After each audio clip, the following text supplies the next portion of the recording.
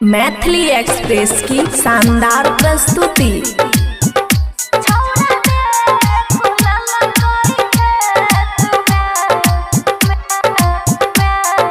खुशी recording studio बलुआहा।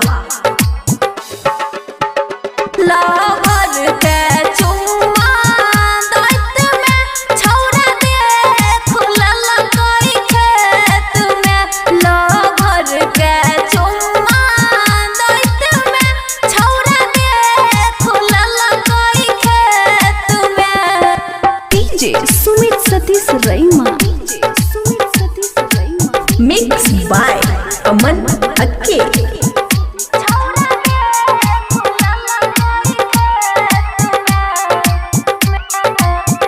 सखी हो हमर पर्सनल यार रहे, 8 में से चलत प्यार रहे।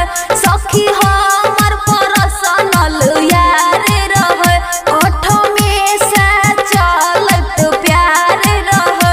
मजा मिलल खूबे चॉकलेट में, छौरा देख लेलक खेत में। लवर के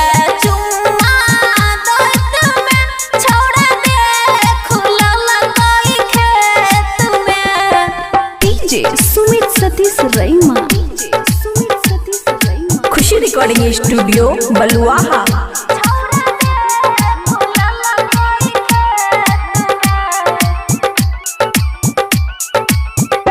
डर लागैया घर में बते गे, खूबे मार गार सुने गे।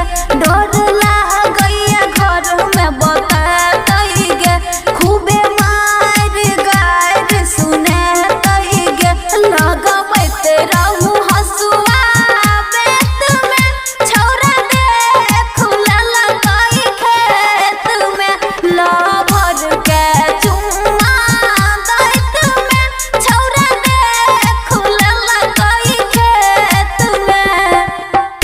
सुमित सतीश रईमा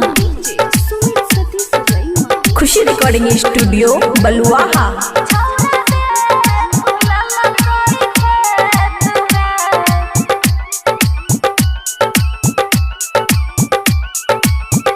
बबुआ राहुल खूबे लहई छै, हमरो दे फोन पर कहई छै।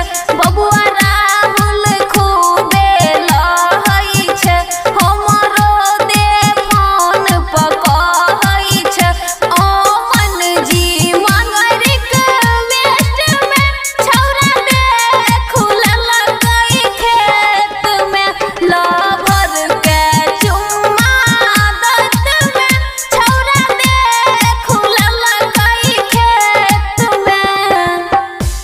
खुशी रिकॉर्डिंग स्टूडियो बलुआहा।